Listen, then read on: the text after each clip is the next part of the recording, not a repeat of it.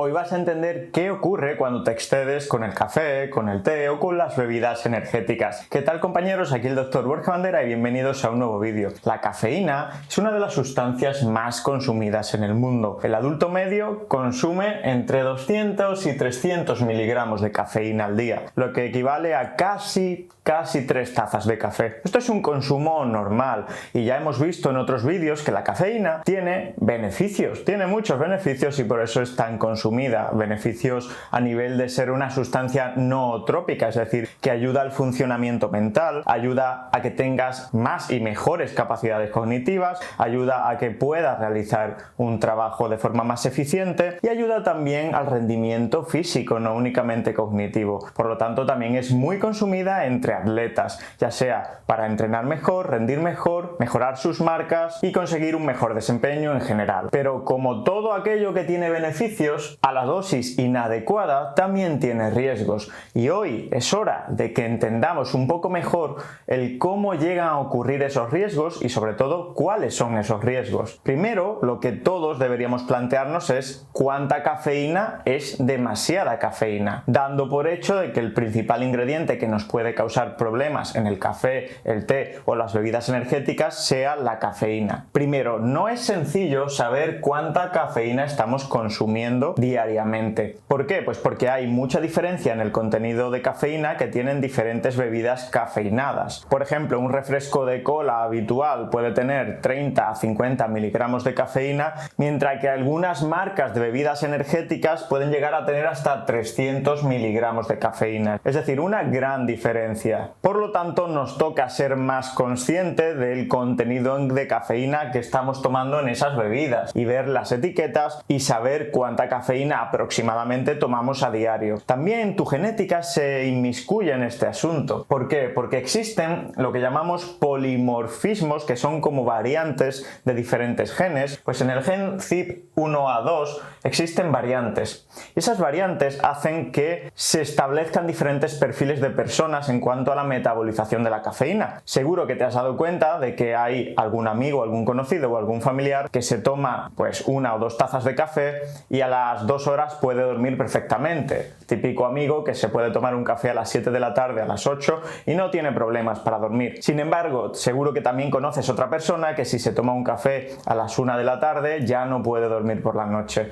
Pues bien, esto atiende a diferencias en polimorfismos genéticos que te convierten en un metabolizador rápido o ultra rápido de cafeína o en un metabolizador lento o un metabolizador medio de cafeína. Es decir, diferentes personas metabolizan la cafeína de diferentes formas y a diferentes velocidades, de manera que en unas la cafeína va a estar dando vuelta por el organismo durante mucho tiempo y en otras rápidamente se va a eliminar del mismo. Pero no únicamente en este tipo de genes hay variantes o polimorfismos, también los hay en los receptores adrenérgicos, que son receptores localizados en el sistema cardiovascular cuyas variantes van a condicionar que la cafeína tenga más o menos efectos en el sistema cardiovascular, en tu caso concreto. Por ejemplo, seguro que también conoces a alguien que cuando toma café se empieza a encontrar mal, se empieza a encontrar incluso sudoroso, con taquicardia, palpitaciones, se nota o se escucha incluso los latidos del corazón, empieza a temblar. Estos efectos suelen ocurrir en personas que son muy sensibles a nivel de receptores adrenérgicos a los efectos de la cafeína. De igual forma, también hay diferencias en los receptores de adenosina a nivel del sistema nervioso central. La cafeína actuaba sobre los receptores de adenosina y esta acción era lo que nos permitía pues tener más energía o menor percepción de cansancio. También habrás visto que hay personas en las que este efecto es muy manifiesto, rápidamente encuentran los efectos buscados de la cafeína y habrás visto que hay otras personas a las que no, a las que realmente no le hace tanto efecto. Variantes en receptores de adenosina. Pero obviamente no solo hablamos de condicionantes genéticos, sino también algo más práctico y más pragmático, que es la tolerancia previa. Si tú llevas años tomando 4 tazas de café al día, una taza de café no te va a hacer absolutamente nada o va a tener muy poquito efecto. Tienes una alta tolerancia a la cafeína. Sin embargo, alguien que nunca haya tomado café, cafeína, té, pues va a ser muy sensible y va a tener muy baja tolerancia a la cafeína. En definitiva, para que tengamos un número, para que tengamos algo tangible, podríamos establecer el límite de seguridad en 400 miligramos al día de cafeína. ¿Qué significa esto? ¿Que por debajo no hay ningún problema? Pues no. Significa que para la mayoría de personas dosis de hasta 400 miligramos al día no van a causar un problema de salud grave, pero sí que pueden existir para personas muy susceptibles efectos adversos o efectos negativos como ansiedad, como palpitaciones, como taquicardia, con estas dosis o dosis más bajas incluso. Así que el tema de la cafeína es algo muy individualizado. Pero en términos generales y para que tengáis un número, podríamos decir que el límite de seguridad se encuentra por debajo de los 400 miligramos al día. Esto equivale, para que os hagáis una idea, a 16 tazas de té verde o a una sola bebida o un poquito más de una bebida de la marca conocida de bebida energética Bang Energy. Y entonces, ¿cuál es la dosis tóxica? La dosis tóxica de cafeína, la mayoría de autores están de acuerdo en que se encuentra en 10 miligramos por kilo de peso y día. Yo, que peso unos 85-86 kilos, tendría mi dosis tóxica en 850 miligramos al día. Que si 400 miligramos son 16 tazas de té verde, pues estaríamos hablando de unas 32 tazas de té verde al día para mi caso y para que esté tomando una dosis potencialmente tóxica. ¿Y hay dosis letal? ¿Podemos morir por ingesta de cafeína? Sí, hay dosis letal, podemos morir por una ingesta de cafeína muy elevada. Es raro y ha ocurrido muy poquitas veces, pero ha ocurrido y normalmente atiende estas muertes a errores en la dosificación de cafeína. La dosis letal es muy alta, pero también existe. Hablamos de una dosis de 150 miligramos por kilogramo de peso, lo cual es una verdadera barbaridad, una brutalidad. Por ejemplo, hablamos de 15 gramos para una persona de 100 kilos, una absoluta bestialidad y que es muy difícil, por no decir imposible, tomarlo a base de bebidas cafeinadas. Y una sustancia que tiene potenciales beneficios a unas dosis elevadas puede ser letal. Y ahora vamos a ver rápidamente, chicos, qué es lo que ocurre cuando nos pasamos de cafeína. Los efectos negativos de un exceso de cafeína en tu organismo. Primero, aumento de la presión arterial.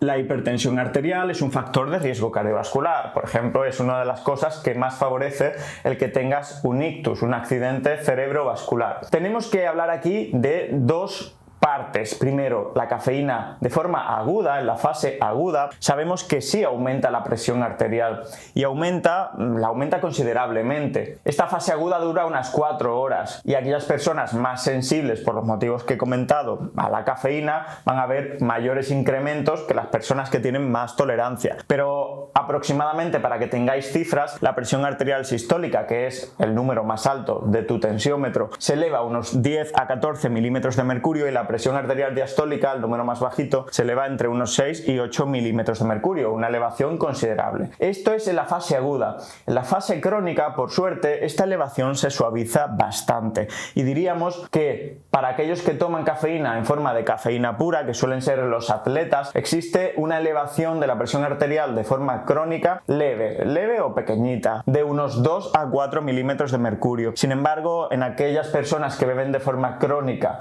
bebidas cafeinadas como el café o el té, prácticamente no hay una elevación crónica de la presión arterial. Hablamos de una diferencia de 1 milímetro de mercurio, que esto es muy poquito. Algo a tener en cuenta: elevación de la presión arterial. Segundo punto, reflujo gastroesofágico. ¿Qué es el reflujo gastroesofágico? Pues muy fácil, su propio nombre lo dice, es el paso del contenido gástrico ácido hacia arriba, hacia el esófago e incluso hacia la boca. ¿Por qué ocurre esto? Porque la cafeína tiene un efecto fisiológico que poca gente conoce y es que disminuye la presión del esfínter esofágico inferior. El esfínter esofágico inferior es como una compuerta que cierra el contenido gástrico, lo sella y evita que el contenido gástrico pase hacia arriba, vuelva hacia arriba. Cuando esa presión de esa compuerta disminuye, esta es más laxa y el contenido gástrico puede subir hacia el esófago. Y esto, por supuesto, genera síntomas muy molestos que aquellos que tengáis reflujo conocéis mejor que nadie, pero es que además el reflujo no es solo molesto, sino que es un factor de riesgo de cáncer gastroesofágico, porque ese contenido ácido daña de forma crónica la mucosa esofágica, que no está preparada elevada, hacer frente a ese estímulo ácido continuo. Tercer punto, aumento de la presión intraocular. Algo que también se conoce bastante poco y algo que es muy importante en personas que tengan antecedentes de glaucoma, antecedentes familiares o personales de glaucoma, que es una patología ocular causada por una presión intraocular elevada y que puede dañar el nervio óptico, siendo causa muy importante de ceguera en la población por encima de los 60 años. Así que también a tenerlo en cuenta. Cuidado con el glaucoma y con la presión intraocular elevada. Cuarto punto, problemas con el alcohol. Muy importante. Este punto es esencial, chicos. ¿Por qué? Más del 30% de adultos jóvenes hacen coingesta al menos una vez al año de alcohol con bebidas energéticas o con cafeína. ¿Qué significa coingesta? Pues eso, ¿no? Beber ambas cosas de forma conjunta, bebidas energéticas y alcohol. Veréis, el alcohol, como mucha gente conoce, es un depresor del sistema nervioso central. Conforme vas bebiendo alcohol y tus niveles de alcoholemia van subiendo, llega un momento en el que tu nivel de conciencia va bajando. Y esto, entre otras cosas, evita que puedas seguir bebiendo hasta niveles de alcoholemia potencialmente letales. ¿Qué ocurre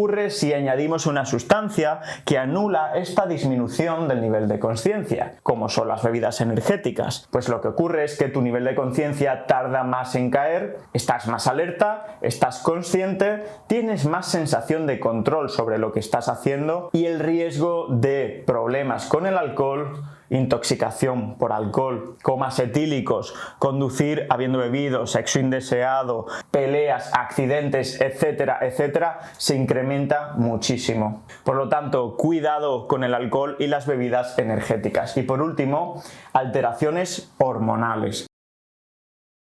Por ejemplo, en la fase aguda, cuando bebemos mucha cafeína, y ojo, que hablamos, chicos, de un exceso de cafeína, hablamos de unas dosis elevadas de cafeína, que ocurre cuando te pasas, ese es el título del vídeo. No soy ningún tipo de detractor de la cafeína y ya he dicho al principio que tiene muchos beneficios, pero en dosis elevadas ocurre esto. En dosis elevadas, la cafeína puede elevar, y de hecho eleva, tu nivel de catecolaminas en sangre, adrenalina y noradrenalina. ¿Qué ocurre? Pues que en personas susceptibles, otra vez más aquí hay un componente de susceptibilidad importante, esto genera un efecto ansiogénico, genera ansiedad. Esa elevación de catecolaminas brusca, abrupta, genera ansiedad.